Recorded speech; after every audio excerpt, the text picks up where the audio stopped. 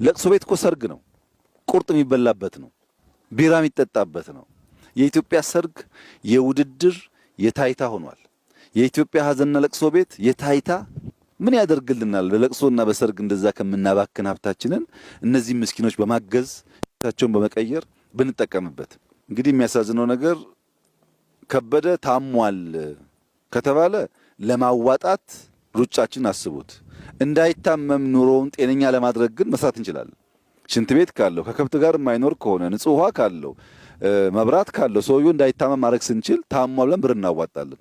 በተለይ በውጭ የሚኖሩ ዜጎቻችን ከበደ ሞተ ሲባል አስክሬን ለመላክ ብር ይዋጣል። ሳይሞት ነው ማገዝ፣ ሳይሞት ነው መደገፍ። ለአስክሬን ከምናዋጣ ለበሽተኛ ከምናዋጣ አሁን ብንሰራው ያንን ነገር እንቀንሰዋለን። እና ዜጎች መለወጥ እንችላለን ብለው አምነው የገንዘብ ብክነታቸውን ትክክለኛ ቦታ ላይ ቢያውሉ ባጠረ ጊዜ ውስጥ መቀየር እንችላለን።